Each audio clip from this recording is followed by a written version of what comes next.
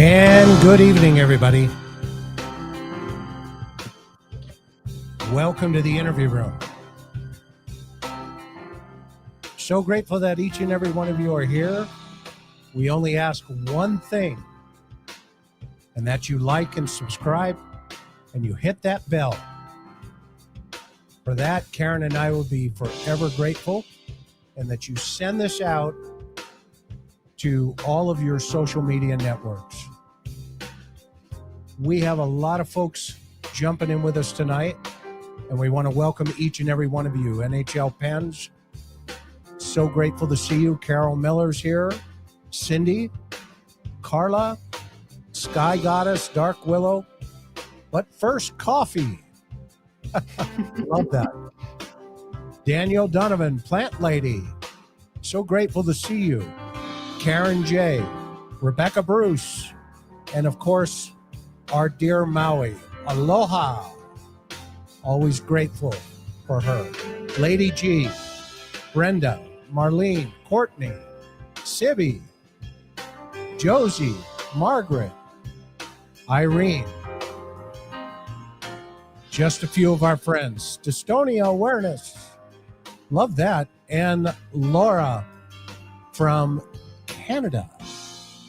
We're always grateful to each and every one of you ladies and gentlemen and friends. We're so thankful that you support us here on the interview room and that you trust us to bring the best true crime information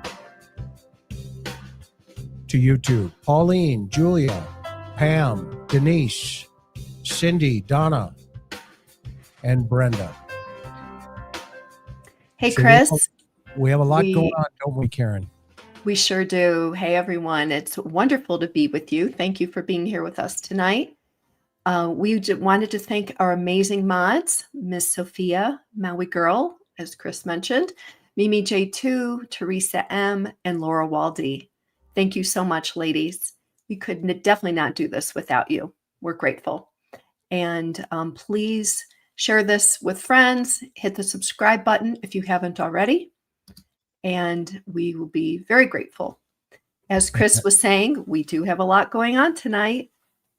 We do. And as Katie V says. Oh, thank you, Katie. You're so sweet. You're so kind. I appreciate that. We are going to, well, what are we going to do tonight, Karen? We've got a lot that we've prepared here that we've been thinking through. And we want to pick it up from last Sunday, as we promised, almost a part two to where we left off. Yes, that's right. And so tonight, we're going to get into the mind of Suzanne Morphew in her final hours. And we're going to do that by hearing her own words. We're going to go back and see what her last text messages were to family and friends and people close to her. And it's really eye-opening, taking a look and literally hearing her own words of what was going on in the hours before she was killed. Yeah, it's almost well, it's sad. I mean, what's a good way to describe it? I mean, from what we've read. You know, it was many things. I picked up a resolve in her words, look, she clearly was a woman trapped in an abusive relationship and trying to figure out what to do in her final hours. Hi, Julie. Good to see you again. Um, and so, the texts kind of go through a range of emotions that she was feeling. And I feel like resolve was one of the words on my mind of what I felt when we were reading these, going back and looking at these. So, yeah, we'll get into it. And you guys, you tell us what your thoughts are, in reading her text in her final hours. Yeah, so Karen and I had a couple of ideas, and one of them was to bring her reality uh, into the courtroom. And with today's modern technology, um, this is a very famous photograph of her. And I wanted to just take a shot at um, what Suzanne was like. And this is what came out of it.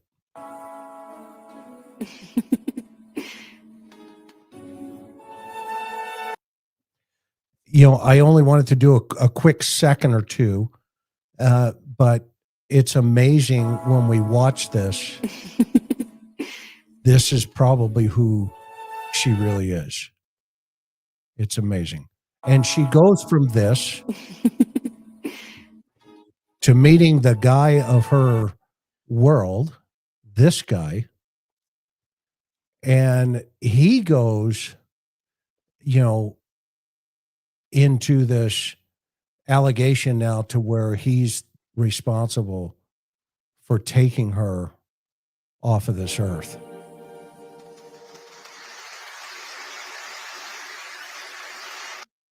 So Karen and I asked ourselves, how do you go from this to this to this?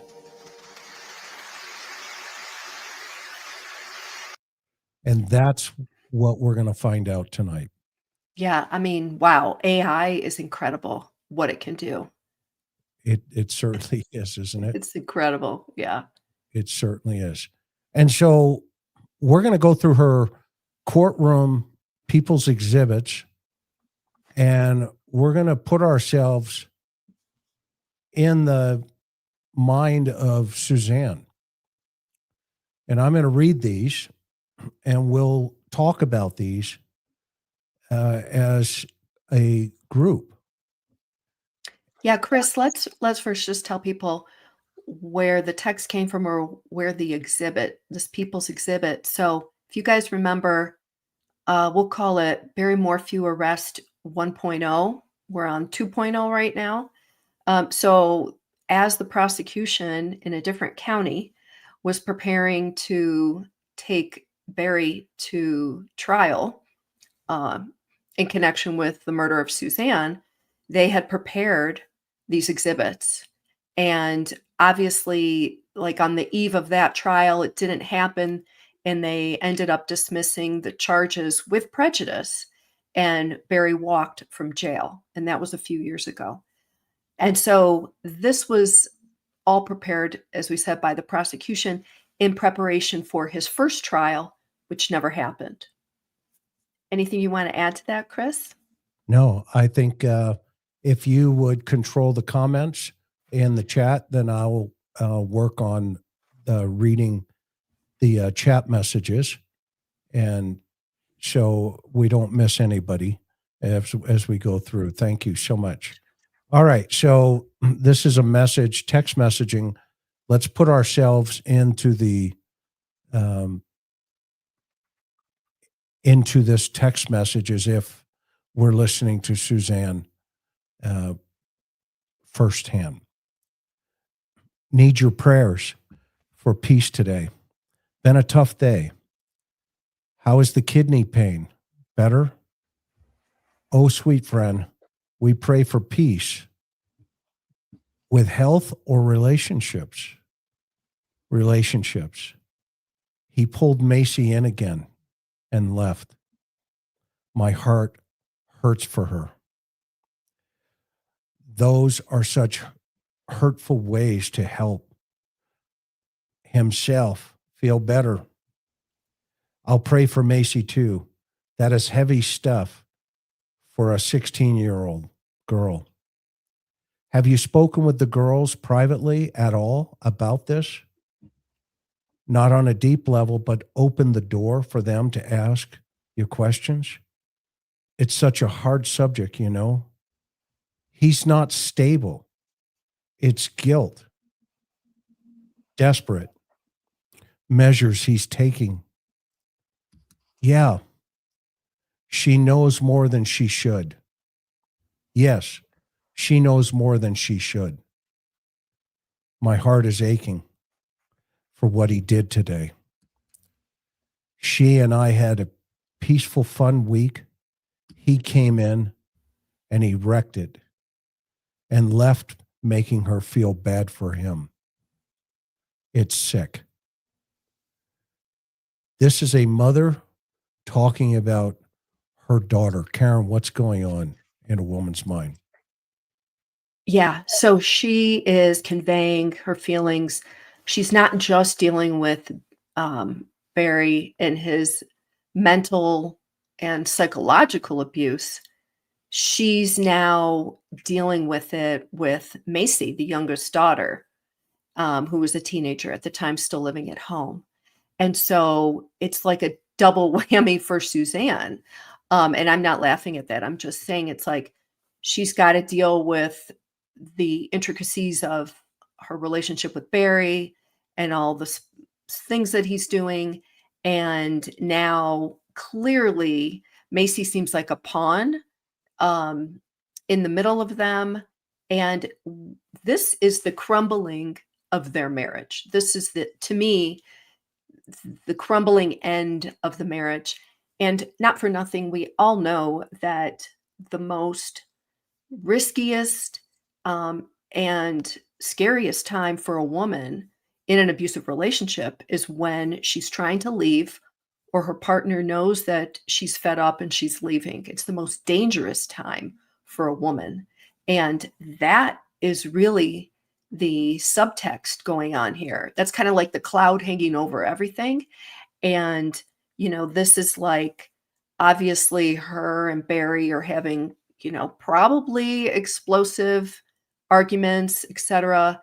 And, their teenage daughter is involved. And from what Suzanne says, Barry is injecting her into this mix. And it sounds like a psychological drama that's traumatizing to her. Yeah, and he's obviously using her as a pawn. And Suzanne expresses here that they had a great time together, and he steps in, and all of a sudden everything falls apart. And she responds, "It's sick." He looks for any reason to run. It can be small, and he blows up and takes off. I believe there's still another. I can't win with him. He's too good at manipulation. I feel stuck. I can't let my health decline again. Did he just get home from his trip? Probably feels guilty for missing her birthday. This way, he can manipulate it into confusion or manipulate it into a situation where he doesn't look like the bad guy, but a victim again. Yep. Does he ever do anything wrong? He was gone from Tuesday night until last night. Called yesterday and said he was injured again and with his leg and coming home. Yesterday was supposed to be the first day of hunting season. It was all so strange. He kept telling me his phone is going to be off because he didn't have enough battery again. That is really weird. Yeah, Chris, what do you make of that? I think she thinks he's having an affair. I think that's part of the problem going on here. What do you guys think in the chat? Yeah, and the other piece is it sounds like he's spending a lot of time away from her in the house in those final days and weeks. Yeah.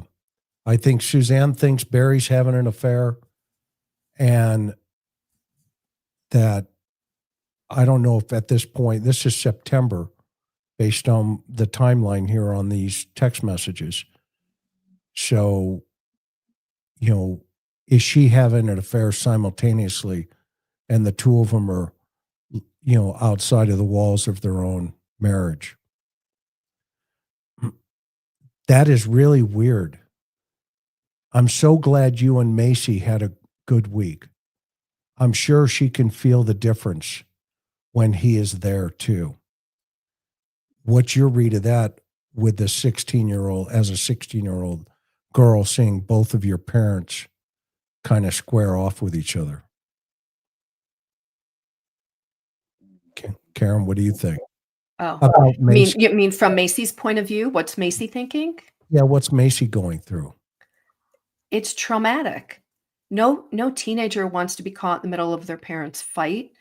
You know, kids in general don't want to see parents arguing and taking different sides. They don't want to be in the middle. It's unrest. This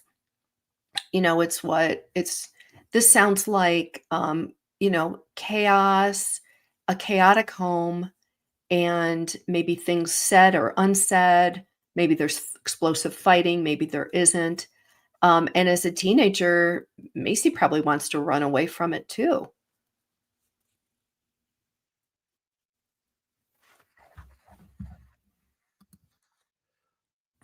Almost to clear his conscience. You can look me in the eye the whole time. He couldn't.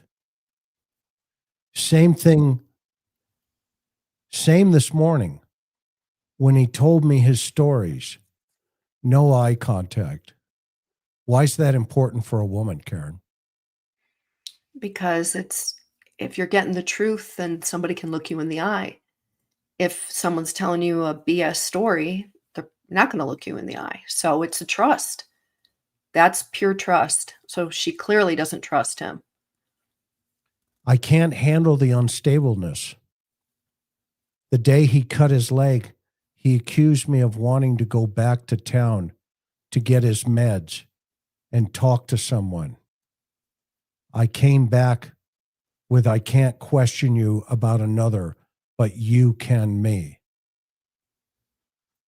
So it sounds like he had cut himself, needed medication, and when she came back, he interrogated her. I came back with, I can't question you about another, but you can me. He literally opened his door while I was driving up the mountain like he was going to jump. So he's trying to manipulate her and scare her. Right. So this is a domestic problem going on right here, where they're going to get medications and he's trying to gaslight her. Right. And this almost feels like it's a ramping up of a rage of all the tactics that he's doing. Doesn't it seem that way? More dramatic, opening the door while they're driving to really scare her. Yeah, it's all manipulative. Yeah, she's living, as Barb Olson says, she's living on pins and needles. Yeah, even more so than she did the previous 20 years, from what we know. Yeah, and Suzanne is prodding him for information about maybe an affair, something going on here in her mind, because the language here is his usual tactic when I bring up another. So he gets into this over dramatic situation. And in this example, he pretends he's going to jump out of the car while they're going up the mountain. That's pretty unstable. Yeah. Pretty scary. Yeah. I would say that I would agree with Barb again that he's unpredictable. He is completely unpredictable. Yeah, I wonder if this escalated, if he was like this, if she saw this type of dramatic behavior recent, or if this was an escalation. I would assume it's an escalation. If this was going on in Indiana, who knows if she would have agreed to move to Colorado. Well, this is September, so they are in Colorado by this time. Right. But here's what's really interesting. This is his MO. Then he pulls girls in and told them everything that day. Meaning he's now, we ask ourselves, how can the girls support him? I don't think they have a choice. Exactly. I think he has them captured now, even more so as he did Suzanne when all of this was unwinding. I lost all respect for him that day. It must have been a big fight. A big fight. I don't think he sees it that way, though. I would be interested to hear his conversations with the girls. Macy mentioned us separating today or divorcing.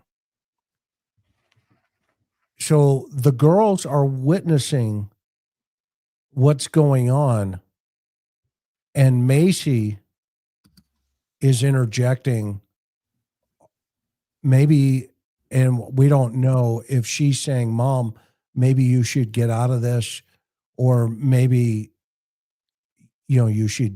we should figure out if you guys are going to get a divorce. If not, because she wants us happy. She's tired of the tension. Okay, in a domestic, Karen, you've seen hundreds of them. I have. What's going on here from a 16-year? Let's put ourselves in this. You put yourself in the 16-year-old girl's position, watching her parents dissolve right in front of her.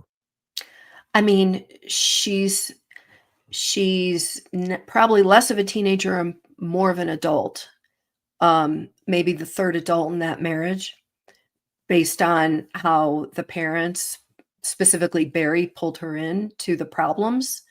And a teenager doesn't need it, want it. It's the last thing you want. And again, all she wants is peace.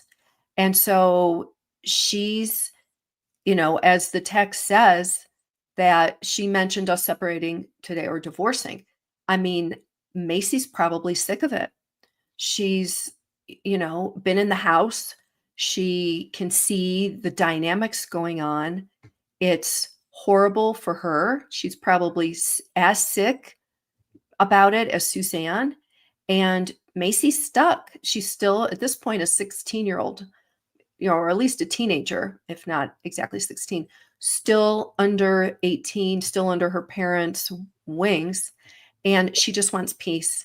She probably knows that the father starts the whole thing, and is conditioned to, deal with it. She may view her mom as weak, which would be understandable as well. But she just wants it over and done with. She's tired of the fighting and the arguing, and she's helpless. Macy's helpless to do anything. So she tells her mom, find a solution, make this torment end. That's what I think. Now, these text messages remind everybody where they came from again, Karen, to the folks that are just joining us here.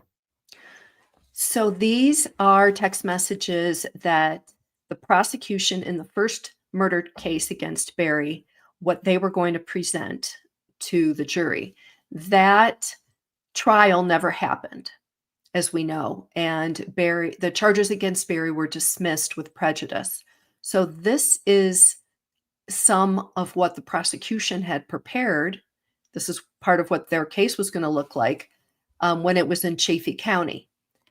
Now, fast forward a couple of years, it's now in Alamosa County, Colorado, because Suzanne's remains were found, don't forget, in September of 2023. And so Alamosa County now has this murder case, this murder trial, which is going to be coming up. And the next time Barry is due back in court is November 3rd for a status conference. But anyway, these are text messages between Suzanne and her dear friend Sheila. She said she should just go to Gunnarsson and live with Mal. My heart broke to hear her. A mother's pain. A mother's pain. He plays the hurt one. That's an interesting comment. Does he have enough balls to talk to them with you there? Says he loves me and can't handle the pain from me, not giving him love he needs. Classic narcissistic, misogynistic behavior, manipulative. It's always the victim's fault, is what he's projecting here. Always the victim's fault, as Ashley, poor narcissistic Barry. As Shane says, self-absorbed. Doesn't mention all the damage he does to me, physically and mentally. He's abusive. And she's telling the world right here in this text message that he's physical with her. Not only mentally, and he's also mentally abusive. But that word jumped out at me when I first saw this text. And I think that was one of the first time we have any indication that she was telling her girlfriend he's physically abusive.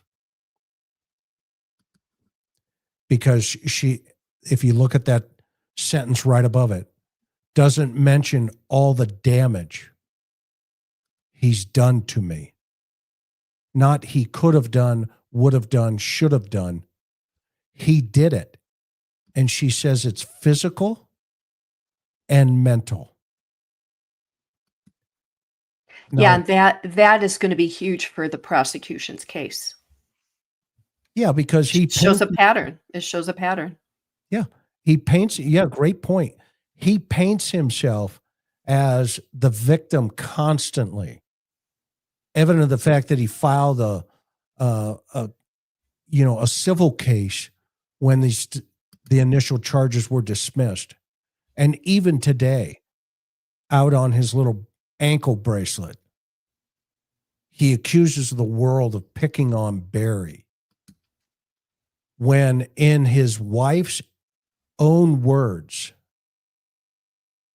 she says, doesn't mention all the damage he's done to me, physically, mentally. Makes me sad that Macy has to be put in that situation. How do you feel about separating from him? This is a very dangerous time that Suzanne is going through here. because she's acknowledging there's physical abuse and mental abuse, and that she's on the cusp of trying to make some decisions. He sat there as a ringleader the day he cut himself and told them all the things I believe, got them all upset, and was just sitting back and egging him on. So here's what I think is happening. He's tormenting the family. And he cuts himself in front of the family. And then says it's her fault that he's doing this to intimidate them. That is the ultimate power play. If you're the father of two girls, you are the leader of your family with a wife and two daughters, and you sit there and you know, have a knife, whatever, you cut yourself. It's the ultimate power play. It's, it's performative is what he's doing in order to gain sympathy and terrorize them at the same time. Yes, it's classic because this is the person that says in his sadistic manipulation, as Figgy says, if you don't do this, I'll, hurt myself. I'll do this. I'll do that to myself. And by the way, this is all your fault. Okay. It's classic. Classic. And deep down inside, as a law enforcement guy who's responded to thousands of domestic violence problems, they are all cowards. And he comes to the surface. He sat there as a ringleader the day he cut himself and told them all the things I believe and got them all upset and was just sitting back and egging on as if he felt justified and happy they were taking his side. I was sickening. I told them I was hurting for 2 years, and they never knew because that's what parents should do.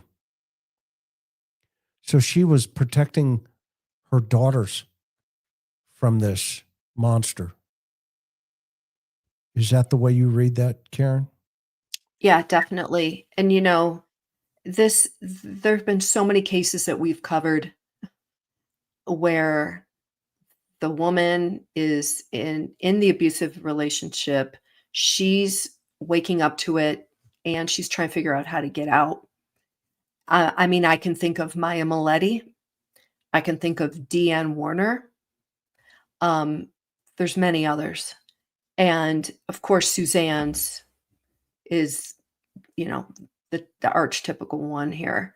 And mind you, this is leading up to, I don't think it helped that COVID was going on when, to make Suzanne even more isolated with Barry in Colorado in that home. But yeah, this is classic. This is classic. And again, we know, yes, Gabby Petito. Thank you. That's another one. Thank you, Pauline. There's been so many, too many. And, we're hearing this in her own words. And again, this is the most dangerous time for any woman. And, I think it was the fact she was isolated. She wasn't living around her family and friends, her network. They were in Indiana. And look at the things, Barry's doing. I just wonder, like, she's sharing this with her girlfriend, but do you think perhaps this is also like breadcrumbs she's leaving in case he does something bad to her? Do you think she would be thinking that? Absolutely. I think what she's doing here is like keeping a diary, but what she's doing is she's reached out even further, to your point, okay, to her closest confidant, and she's bringing her girlfriend into the circle in totality now. But what's interesting for me reading this, and tell me what you think, is she's also now really letting Sheila into the girls' lives as well. She's opening that box and saying, it's not just me, it's them. How do I protect them? I need you to be here with me while this is all going on. Yeah, absolutely. This is a cry for help for her, for Suzanne, and for Macy as well. Probably both daughters, but Macy gets the brunt of it because Macy is a teenager living in the home. Yeah, I agree with you. Absolutely. And I think at this, I think it's a slow process. It's like the light has to come on. And once it does, then you have to still process what you're dealing with. I mean, there's such a range of emotion that women feel. Guilt is one of them, not as though she's done anything. I mean, she's, again, stuck in this abusive relationship. And it's like you have to acknowledge what's going on, admit what's going on, bring a close friend or friends into it, and then come up with a plan to get out. And I just think she wasn't at that final piece yet. I think she probably thought maybe she had more time, or, it's this belief of the unbelief, like she knew she was probably in danger with Barry there, but at the same time, there's a disbelief as well. Does that make sense? Yeah, it does make sense. And do you sense from being a woman, from your thinking the way you do, that she felt she's involved maybe with this Jeff guy by this point, and that because this next statement is really interesting to me, where she says, I feel no peace when he's here. And she's expressing this to her closest confidant. And at the same time, she's probably, looking outside the walls of her own marriage and going, how do I get out of this? And would this have driven her to him even more so? Or do you know what I'm trying to say? Does it? Yeah. I mean, there's so many things going on here. She's the victim of the abuse. She has to admit it to herself. She's sharing it with her girlfriend, not just to get it off her chest, but in case something horrible happens. She says right there, this is the lowest I've felt. Her whole world has collapsed because she feels stuck in this abusive relationship, regardless of what else is going on. And, her daughter being pulled in is just one piece of this whole mess, this huge mess. And, we know from Melinda, Suzanne's sister, we went over that interview that we did with her on Sunday. Suzanne is a peacemaker. She says right here, I hate burdening you. She feels like she's burdening her closest girlfriend by sharing all this really heavy traumatic stuff that she's going through. And, you got to take all that into consideration. And I can just only imagine. I mean, she's just at the end of her rope. She's stuck. She's shared what's going on, the physical abuse, the emotional abuse. She's worried about her daughter. She's worried about her future. Whether she's going outside her marriage and having an affair or not at this point. I'm pretty sure she probably is.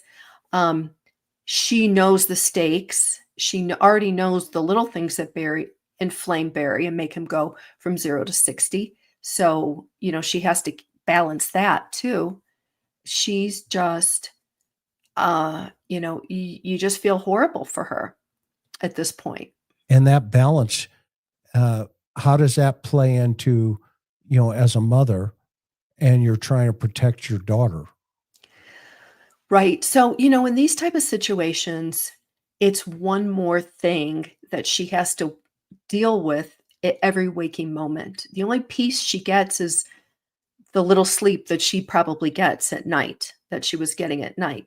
She feels an enormous burden and responsibility that her daughter's brought into this. But I think it's like any other parent going through a divorce. Obviously, her and Barry didn't get to the divorce stage, but I'm just using this as an example. Um, it's like it's like in the airplane where you have to put your oxygen mask on first before you secure the oxygen mask of your child sitting next to you. That's a good analogy. She has so much on her plate, on her mind. And by the way, her cancer came back for a second time during this period as well, or was about to come back. I think she was already dealing with it. Yeah, she already was, because she dealt with it in May of before they moved here in May of 2018. And here I mean by Colorado. And so she's worried about her daughter, but first she has to deal with the monster she's now married to and still sharing a bed with. Okay. So the daughter is one of many concerns, but it's just adding to her plate. It's just adding to all the heavy burdens she's already living with and trying to deal with. Yeah, and I think what Linda Hanley is saying, I agree with you. This is a situation where she's also laying the foundation for premeditation. That if something happens to her, it was not by accident. That all of this journal here through the text messaging kind of lays out her state of mind, and she's trying to lay out his state of mind while this is all going on. To your point, I'm sorry, I just feel lost today. This is the lowest I've felt. I hate burdening and living like this. I think when I press about there being another, he resorts to this extreme behavior to scare me so that I won't bring it up again. I'm sure. So he is consciously bringing up what Suzanne describes as extreme behavior. What does that extreme behavior look like, I wonder? I mean, if he's willing to allegedly get a dart gun and chase her around the house like an animal, and then previously in this text message, she says he's been physically abusive to her. Well, what did she experience even before the dart gun? Yeah, that's a great question. One can only imagine now when we see this guy walking around the public with a ankle bracelet as if he's the employee of the year for the domestic violence company. It's sickening.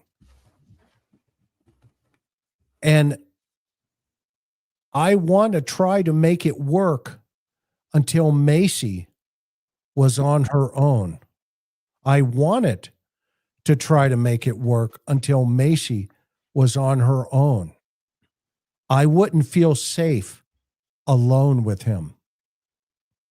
She's already made up her mind. Yeah, well, she says I wouldn't feel safe alone with him, but she was alone with him a lot at that house. Yeah, I know, but she still has what she's pointing out here. She still has Macy as a cover and Yeah. as a backdrop to if something happened to her. And which is it? Isn't it interesting that her life gets taken when the girls are gone? Right. Exactly. That is really interesting. I mean, it really is.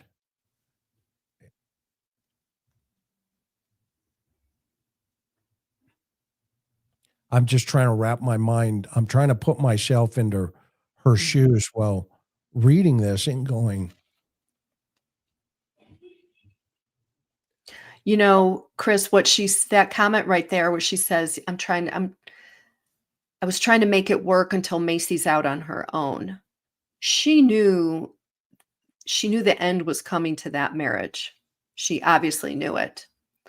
Um, and again, we talk about this all the time when we're talking about domestic violence. The most dangerous time for a woman, unfortunately, is in this time. You know, I think Suzanne. It sounds like Suzanne thought she had another couple of years that she could hang on with all of Barry's abusive, wild, erratic behavior. But it seems like it's coming up to a head. And I wonder, so remember the spy pen, which, yes, okay, she got it, but it had her recording on it of her and Jeff, her lover. I wonder if Barry heard that. Police have it. Did Barry have it? And was that part of the escalation of the physical abuse and the emotional abuse up leading up to the end? Do we know that? I don't have that answer personally. Maybe We somebody may, else. and we may not until the trial. Yeah. Yeah. I mean, I agree with you. She's trying to hold on as long as she can. Uh, and I think that's more for Macy than it is for her Oh because yeah, for sure. Yeah, for sure. what she says here, I wouldn't feel safe alone with him, but then she qualifies it. I don't see how I can get over the damage done. I feel numb.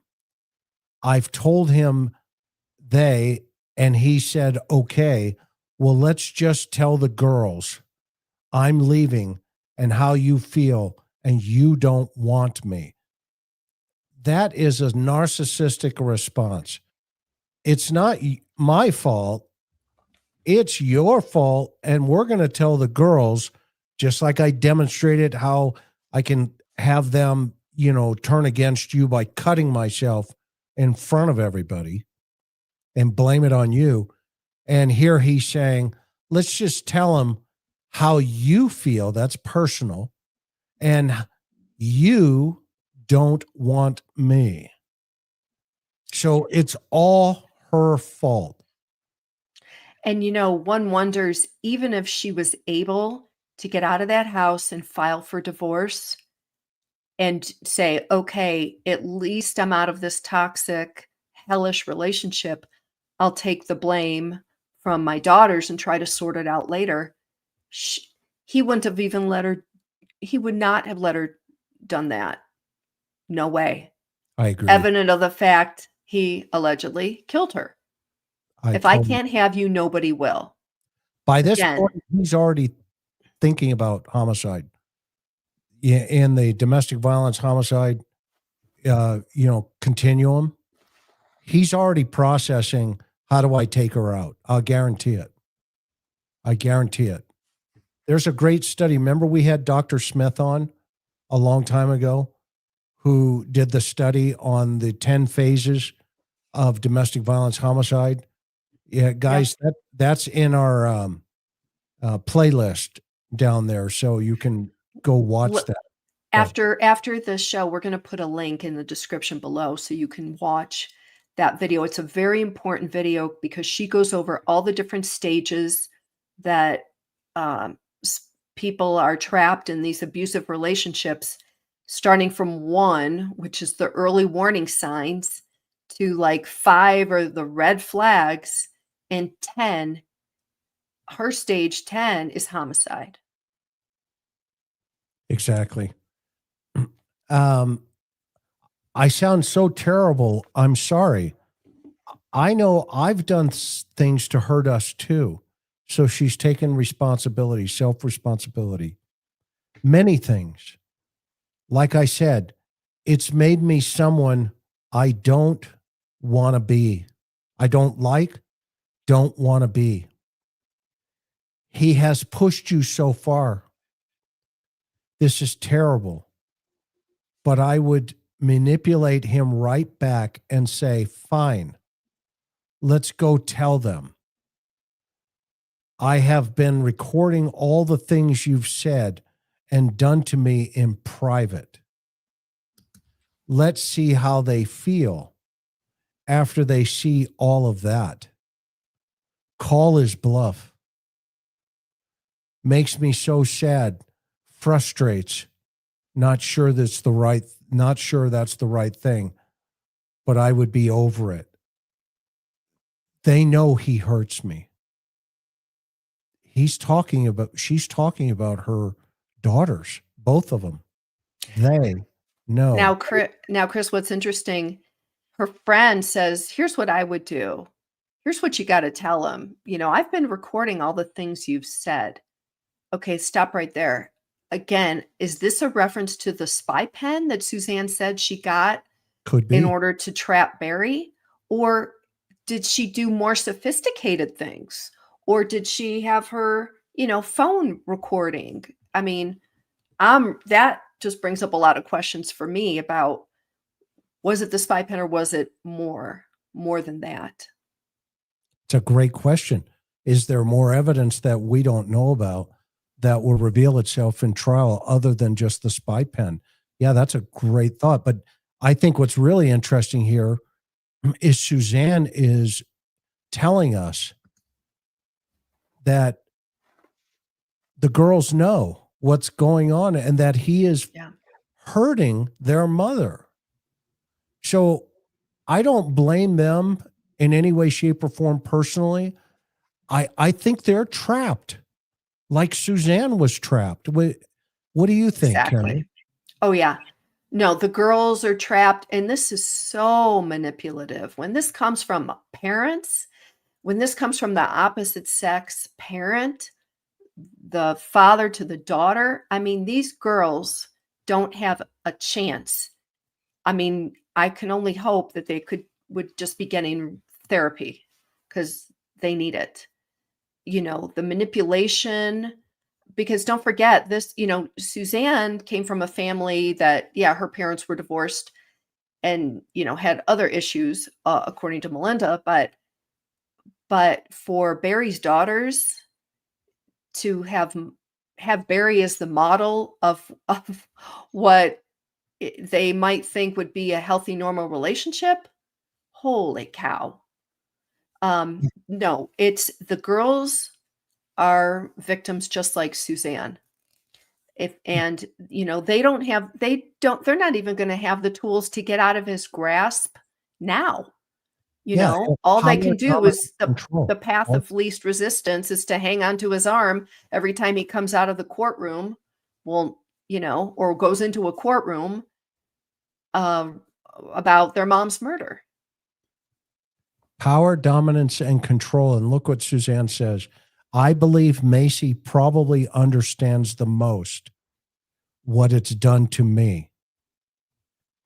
Mal just wants the old us back, the older sister who's not living with it day to day anymore. Suzanne is worried about the emotional well being and stability of the youngest daughter, who at that time was still in high school, but today is still under his thumb. Just wants the old us back. Macy said today she loves us both and wants us both happy. Her friend Hannah has divorced parents and seems happy. They get along well, like my mom and dad did after they split. To your point, her parents went through divorce. Not sure B could take that high road, though. So she is basically saying she doesn't believe Barry could pull it off and be civilized when the daughters are basically hinting, well, maybe you two should just get a divorce and be civilized about it. I can't read. It will eventually. Yeah, that's really hard to read. I definitely can't see it. After anyway, love you so much, sweet friend. Just want to be there to hug on you. I told Macy that today about guarding my health, and she said, Mom, why don't you divorce then? It broke my heart, but it's true. You have a 16-year-old giving mom counsel about getting out. What's going on here, Karen, from a woman's perspective? The both of them brought this daughter in as the third wheel in that marriage. She doesn't have a choice. She has to weigh in. Because she's the witness, is what she is. And so Suzanne knows how damaging that is to her teenage daughter. Barry, number one, my opinion, probably has no idea how damaging it is. Number two, doesn't care. I think he's more of a sociopath, cold, unfeeling, doesn't care. The narcissist only cares about himself. And so Macy's dragged in, and Macy just wants her parents to be happy, and she doesn't want to deal with this. It's hard enough to be a teenager, let alone in a house with warring parents and extraordinarily manipulative father and a mom who seems trapped. So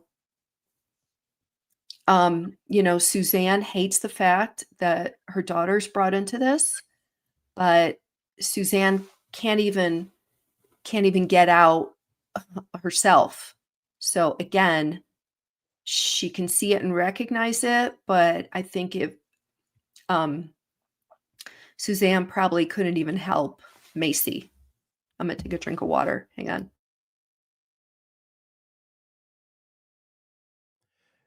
So she goes on to say, thank you for being here.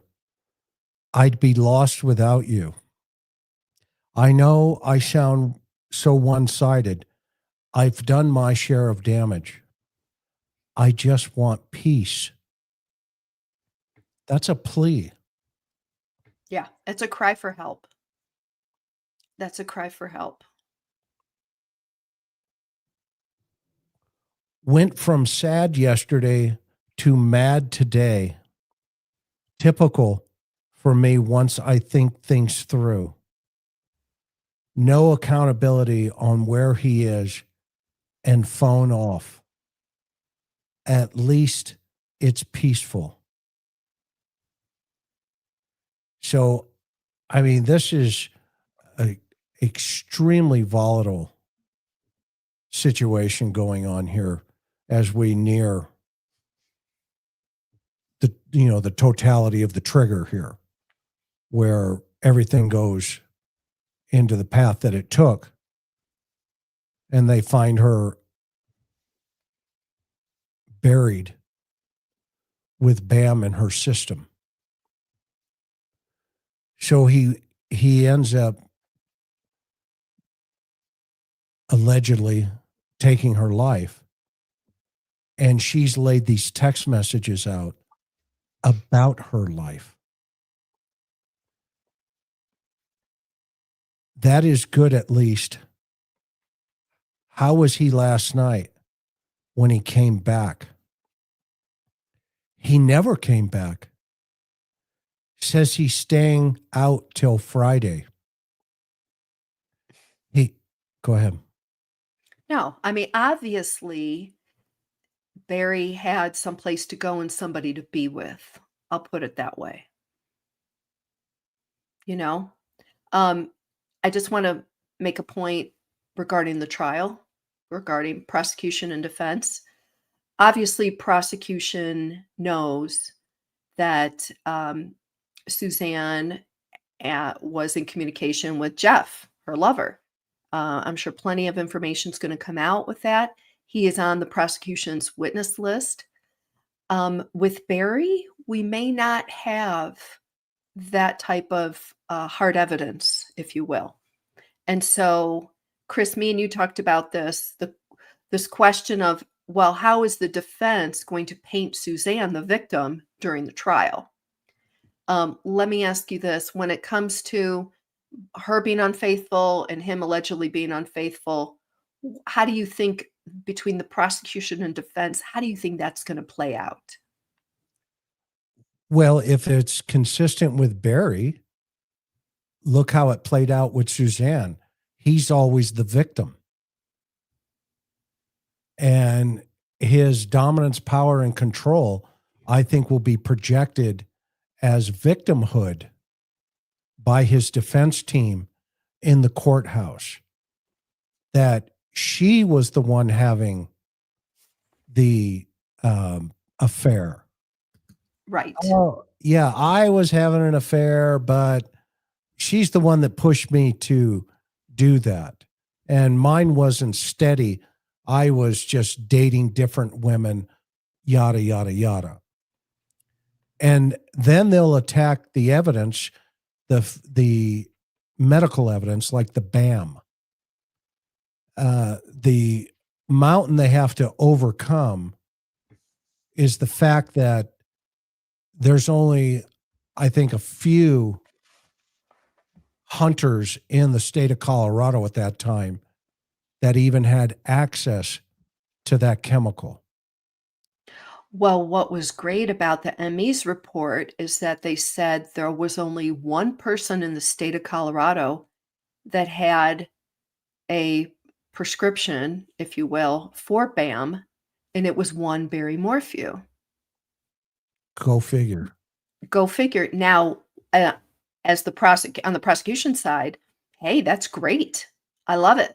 You know, that's like as golden as DNA. Although what we know about trials is never, never, never take it for granted. I'm sure the defense has some tricks up their sleeve about what they'll throw into the mix to confuse the jury. Yeah, I agree. And Yeah. this particular trial will be won at the opening statements. The evidence presented both from the prosecution and the defense will determine the totality of how these jurors think going forward into the trial. So those opening statements that day are going to be the most critical piece of evidence presented in the courtroom, because even though there won't be evidence and it's not really evidence, right? The opening statements of the attorneys are not evidence, but you'll hear the defense stand up and say, there's a presumption of innocence, and you must adhere to that presumption of innocence. My client is innocent right now in your eyes. That's what the jury will be told, not only by the court, but specifically by the defense. However, the prosecution is going to come back and say, yes, but. And they're going to lay out things like this, that she says he has a job outside Denver that starts next Monday. He will come back to prepare for that, I guess. I thought he just left for a bit, like a cool down. Didn't know he left for the work. It's so messed up. He says his leg is injured, but he's on a mountaintop. So what she's saying is he's a liar and he has the gift of deception. I think he was looking for a reason to leave yesterday. Can't worry about it. He's unstable and double-minded in all of his ways. That's a biblical term. Double-minded.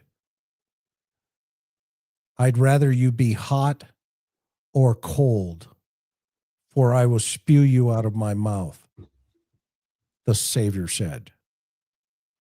Don't either do it one way or the other, but don't pretend to do it both ways. Double-minded. And I know that's not the biblical exact reference. I use it as an example. So she knows that he's unstable and that he has the ability to manipulate, and she's been onto it for years. Told Macy he was too, to stay, and got her pity before he left. I could see that unfolding as, look, your mother and I just can't get along. And, I think it's best for both of us that I leave for a couple of days. And I know you love me and support me. And he just plays her. He plays her to no end. And he's been doing that from day one with both girls. Right. He's the victim. He gets both the girls on his side and he gaslights Suzanne.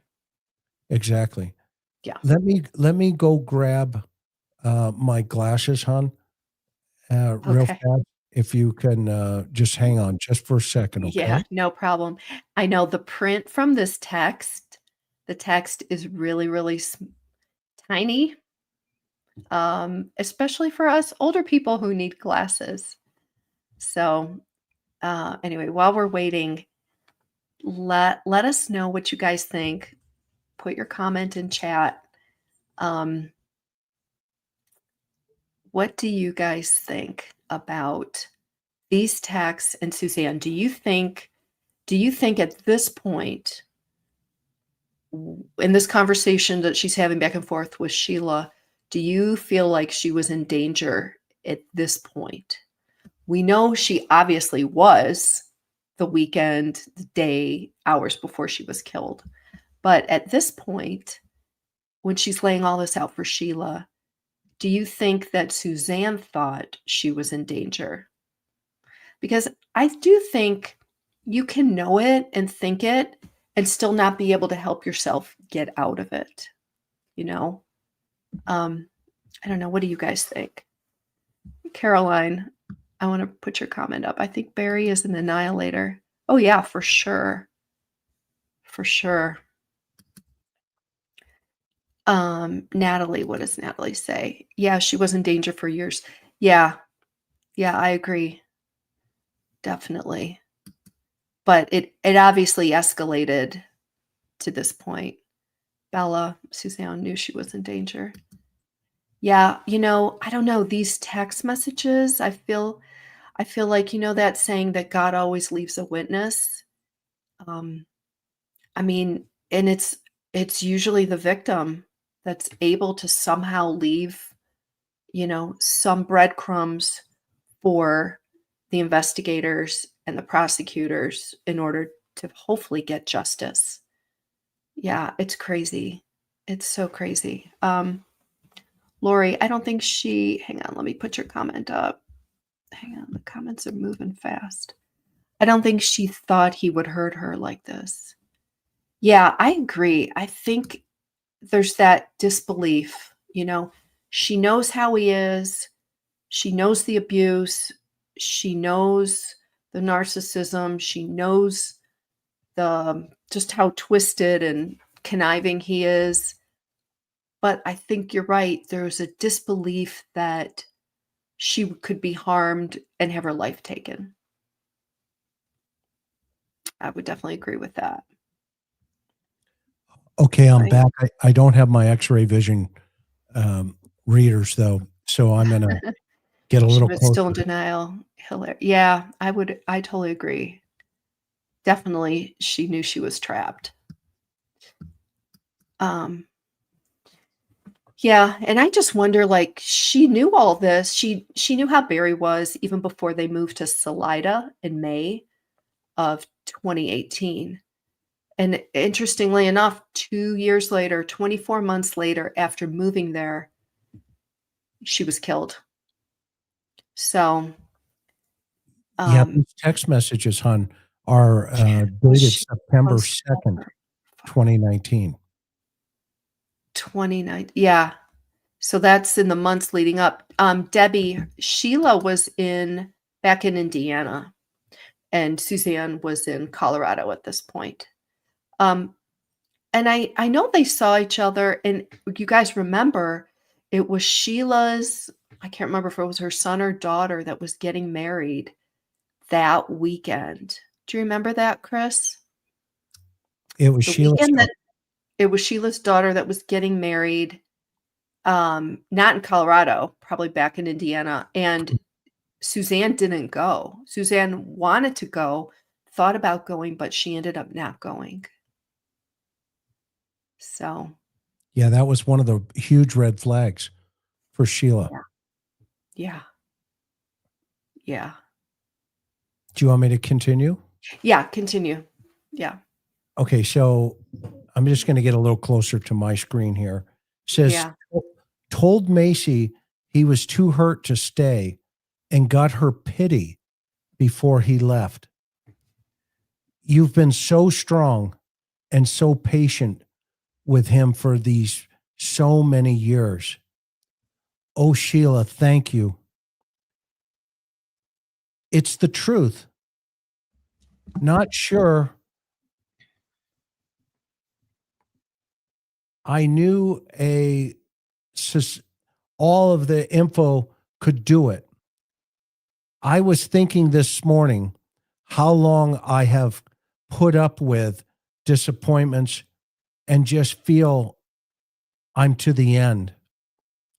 Kind of like my mom. She had a long fuse, but once, that's interesting that I'm we're hearing this piece because Melinda made that same connection Yeah, she did. that Suzanne and her mother were like that. And she did that on Sunday. And I just caught that here. A long fuse, but once she made her decision, it was firm.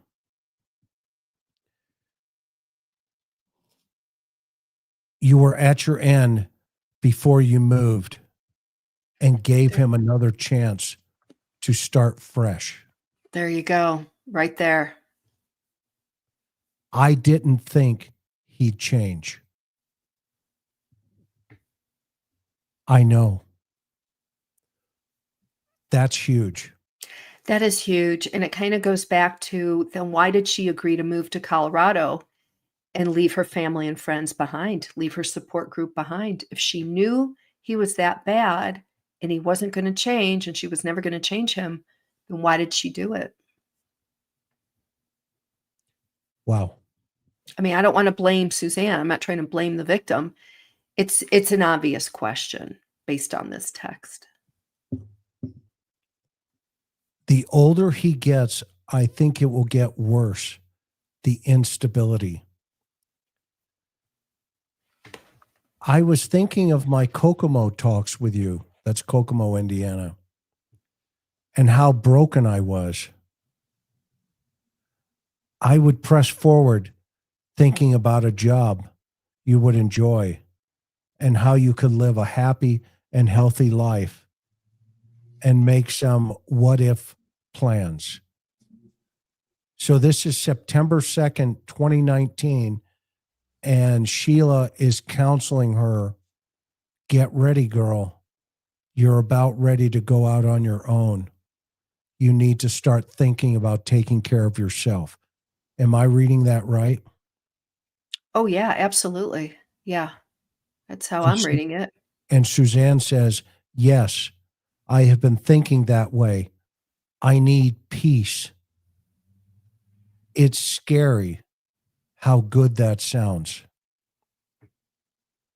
Fast forward and think about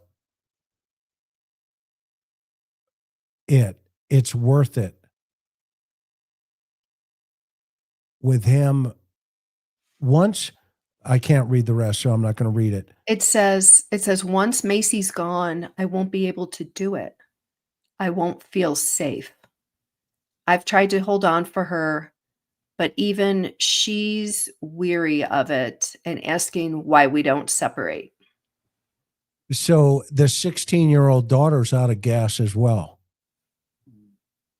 That's going to be interesting if they put her up on the stand, how she plays it, because right now, I think she's trapped with him and she's playing the public perceptions as supportive and in, the dutiful daughter. There's no way my dad would have done this, yada, yada. Yet behind the curtain, in her private life, in her secret life, she knows darn well that she was also a victim of his manipulation. And quite frankly, she is to this day still under his control. I tried to hold on for her, but even she's weary of it and asking, why don't you separate? In my opinion, take time to, and I get it enough of it. I don't think it will be an easy move with him, but once you think through it, I believe it will get much better. I sort of wish he would just get fed up with me and leave.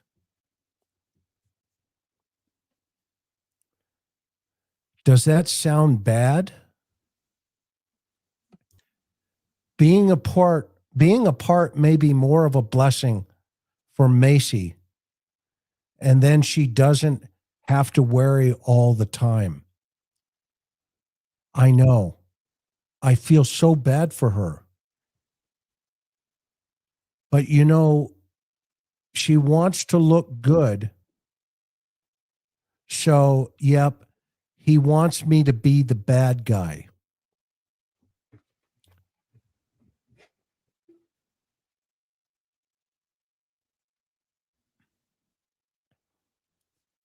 Well, if it means peace for you and the girls, you may have to. Yes. D's kind of all the finance, or B's, he controls all the financial stuff. That's a real concern for her. He has her trapped emotionally, physically, mentally, and financially. Financially. Yeah. He's got all of them. He's got all the locks locked down in her mentally. And she is in desperation here, trying to figure out how she unlocks all of those locks to get to safety or to get to a place that she feels safe. I'm sure he has. It's a tangled web. I can't worry about that part. I've decided peace is worth more. So she's not worried about money. She just wants to be healthy and have her own mental stability. Just want to make sure you don't struggle financially.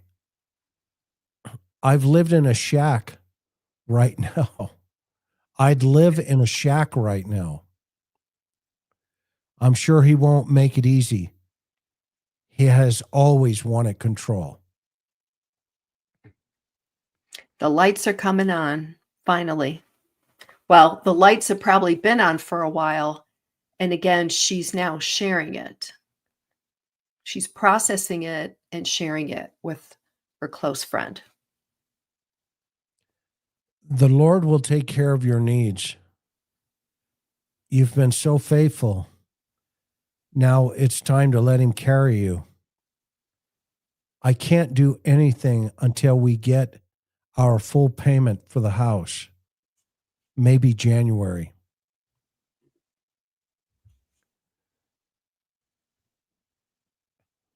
Really? Yes. I really want to talk to my sister about it. When she and John split, it was tough, but I'm sure she would have some advice. Yes, that's what I was going to say. Say, friend. That's what I was going to say, friend. Someone somehow can advise you. Someone can advise you and help you through all the loops, the hoops. She's been able to make it on the inheritance money from Mom and Helen. Yes. B said he would pay all that back to me. Who knows? I think they're going to talk about her dad's finances here, and it's cut off. Remember, Barry took a $100,000 loan out from her father, and I think Suzanne's worried about that. Because Barry said he would pay all that back to me. Because remember, he threw Suzanne under the bus with Jean. Right. You know, that's your daughter, and she took the loan. And so she feels a burden here towards her father to pay that money back, perhaps. Who knows? We used it to pay for the house, and his bad decisions in silver, that's a whole other story. Oh, I don't wow. think I don't We think haven't even heard that yet. Oh, gosh. Heather says, Chris, would you let Karen read if you don't have your glasses? You know, Heather, my eyes are probably just as bad as Chris's. Sorry, I'm doing the Oh. best that I can, but these text messages are horrible. It's, you know, it's However, I not am just getting it correct. it's Go not ahead. just the small print, it's blurry. At least thrown up here on the screen. So bear with us, everybody. We're almost done. Yeah, very strange. He's held on to it for years, even when we were losing bank. I feel he's supporting someone else. Wow. That's interesting. Very interesting. He uses Sal as an excuse to give money. Unfortunately, you get different berries. One who is abusive and runs out, one who is manipulating, and now one who is wanting to make things right. I stood my ground. He left again. Told him I'm done, that I need peace. Not sure what's next. Did he say anything or just walk out? He said, if that's how you feel, I'm leaving. He tries to portray something. He's not, he tries to portray something he's not and hopes he will put me back in hopes he will be pulled back in. Told him when he involves girls, I was done with respecting him. He tried to use money as a tool in the girls. Didn't take the bait. He said, you want to be on your own? Want me to stop paying all your medical bills? Question mark. Wow. Gosh. He What a went right. scumbag knowing she's going through cancer. Yeah. I mean, this is crazy. Yeah. That's just a scare tactic. He knows he can hold the money over you. It's insurance, though. Or do you have something separate? We bought it separately. Not cheap, but rather as the line of credit we pay every month for the silver that he's dabbed in. So he's buying a house and he's investing in silver, and it looks like he's losing. He will have to pay support, and I'm sure he doesn't like that thought. I told him if he got angry at all, I was filing a restraining order on him. That shocked him a bit. Kept him together, though. That's interesting. Yeah. Too bad she didn't get to file that restraining order. Could use some extra prayer. It's been an extra prayer today. It's been rough here. How are your spirits? You're getting used to remote teaching. It's a new way of life, all so crazy and sad. Trying to stay positive. What can I be? Praying for sweet friend. Just strength. Going forward, taking care of myself physically in a stressful marriage. Macy and I had a very tough talk yesterday. Very needed, though. She sees and is so perceptive. She's weary of the tension here. This poor girl, 16 years old, is getting drugged behind a truck. Yeah, it's just horrible. Just She knows sickening. how. Go ahead. I'm sorry. No, I'm just saying it's sickening. Go ahead. She knows how he is towards me and almost begged me to divorce him. It was so sad, Sheila. He's still pulling Mal in. I worry about her. She wants to please him and feels responsible for his happiness. This explains what's going on right now. This is their mother's observations before her death about both of these girls. This explains it. My heart aches for them both in different ways. Maybe a longer answer than you needed, but I appreciate your prayers and love. You've been on my heart extra these past couple days. I think I was feeling your hurt. I'm thankful you were able to talk to Macy. Is Barry home more now, or is he still working?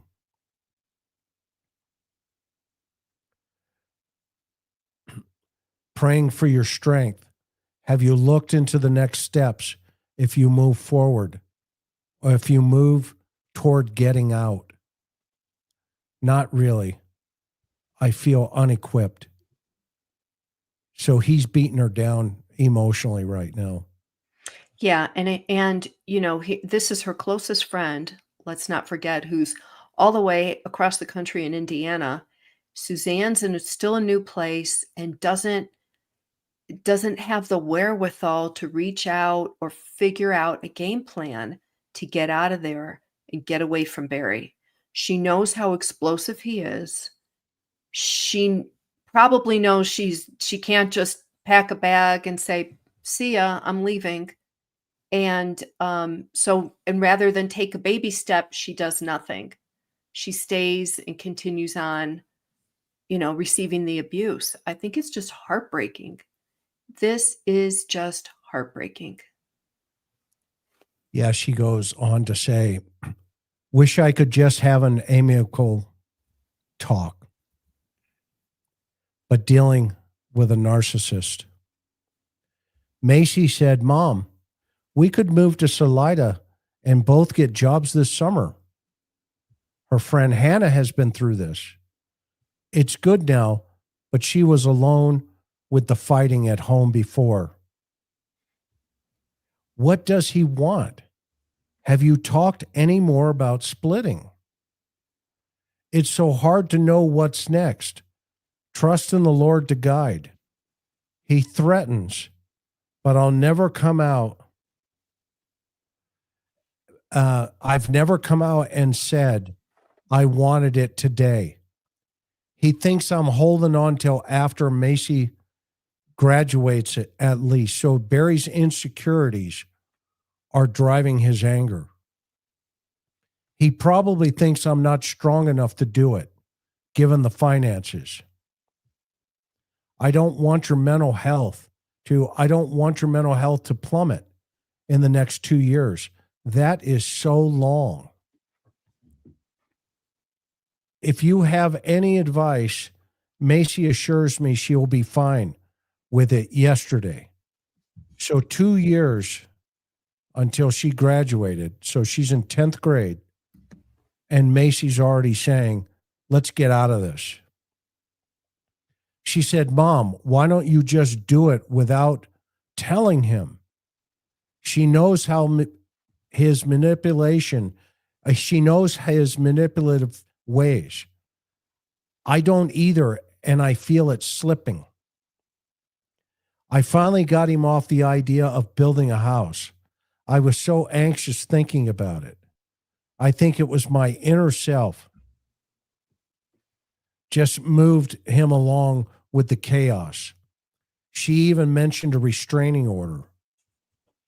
And she puts an emoji. I'm sick. I had a conversation like that with my 16-year-old. I do worry about your safety. If things move forward, you would have to protect yourself. I'm not sure how much money you have quick access to, but I would try to and find a way to set something aside if at all possible. Building a house would not be good right now. And I think having those conversations with Macy are definitely hard. I know you don't want her to have to worry about it at all after that. Think about you and your mom, though. You've got through some hard messes together. I think it's hard times together. Hard times together. Mm-hmm. That made me laugh. We are sisters. I need to laugh. I need some Sheila time. Ditto, sister. It's, let's see, March 25th. It's Jekyll and Hyde again. He and Maligan were together last night. Wow. She's having a drift with her older daughter. Were together last night, probably switching it on when he talks with her. Ugh. I feel like I'm crazy. So Mal probably reached out to Suzanne and said, Mom, Dad's got like different sides here, because Suzanne's telling Sheila heckle and jive, right? Heckle and hide, excuse me. Okay. Switching it on when he talks with her. I feel like I'm crazy. I just had a conversation with him, pretty much told him I can't be healthy and stay in this. What did he say? He threatened to come home and pack. Where is he now? He will make a scene. Use the players. It's working. Both home? Are they both home?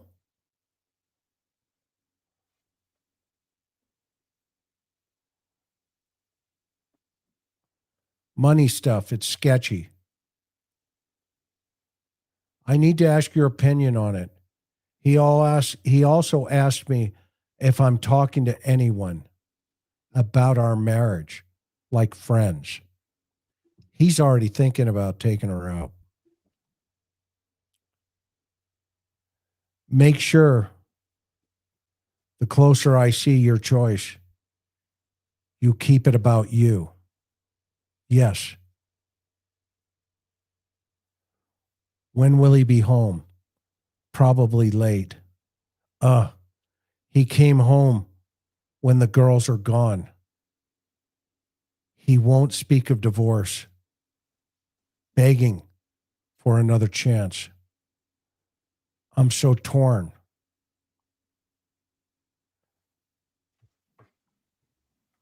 But in my heart, I know who he is.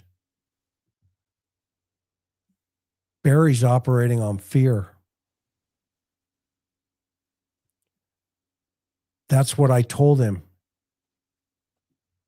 He threw the 70 times 7 at me, always using scripture when it's convenient. Now that's kind of interesting because he doesn't strike me as the type of person to even quote scripture or even have this in his head.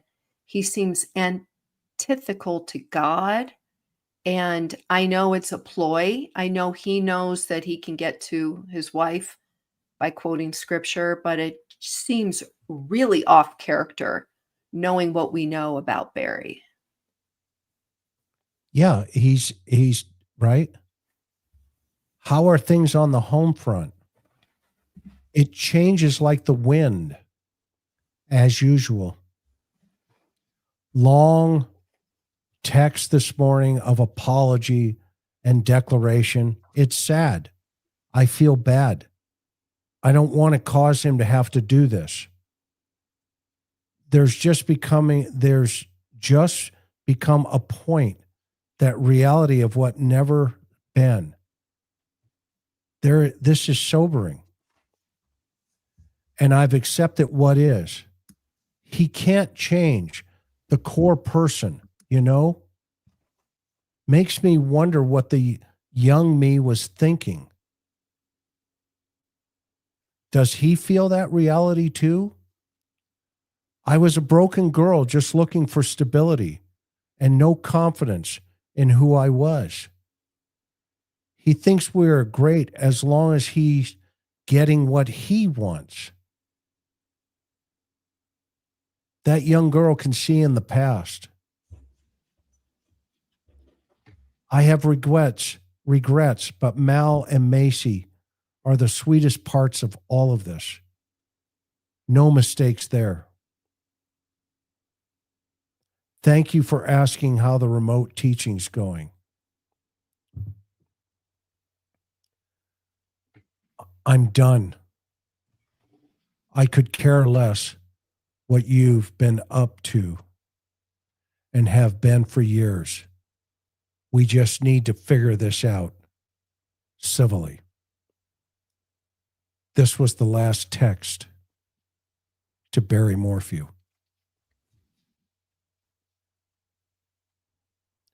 Just before Suzanne was taken off of this earth.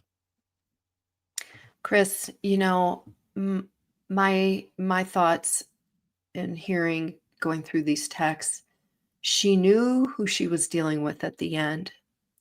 She knew this was a malignant narcissist who was not going to change, who was physically, mentally, emotionally, financially abusive to her. He was extremely manipulative when it came to the girls. And she knew all this and wanted to leave.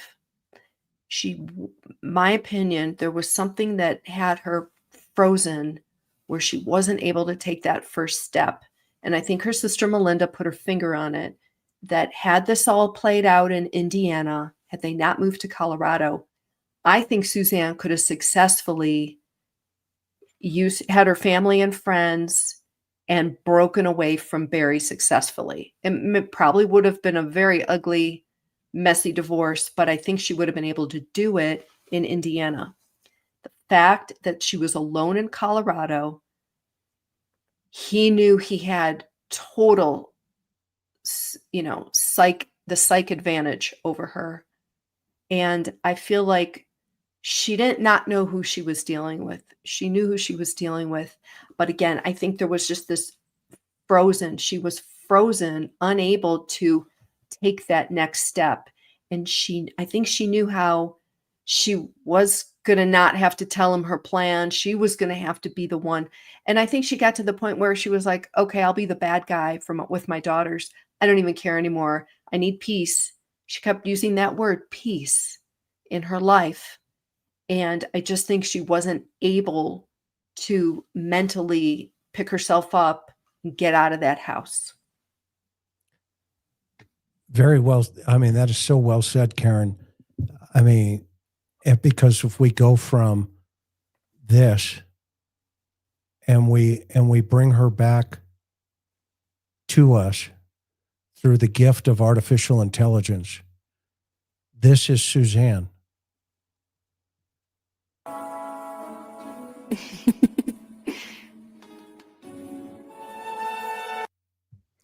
And she's trying to figure out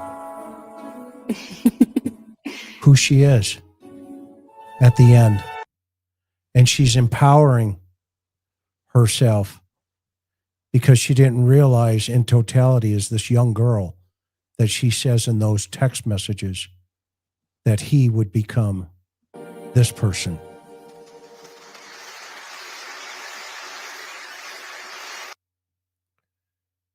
It's crazy.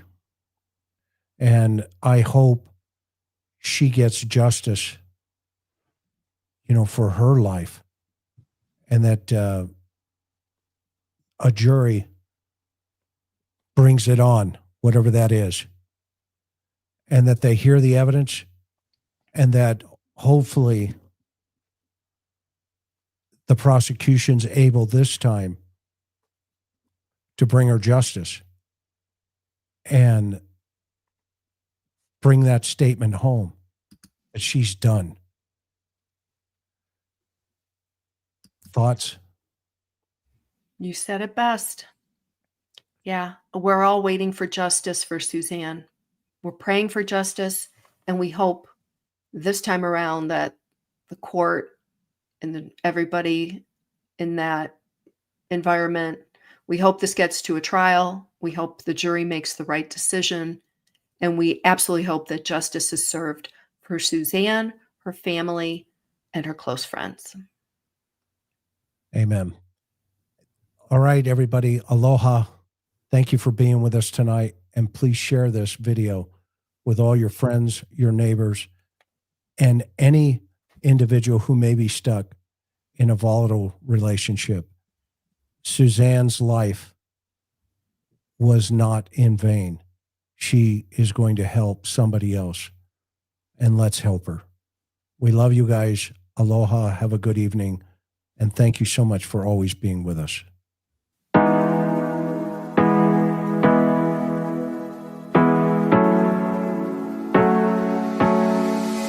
Hard working every day, I'm stressed out 24/7, babe. No timeouts, wish we could fly away. You and I go to our favorite place. Oh yeah, make special memories together. I'll be your company now and forever. I say we fly away, you and me, go to our favorite place. Feeling the sun on my face in Hawaii. With you, Hawaii. With you, Hawaii. With you, Hawaii. I need a summer breeze, some fresh air to put my mind at ease. No cares. You wanna come with me? Me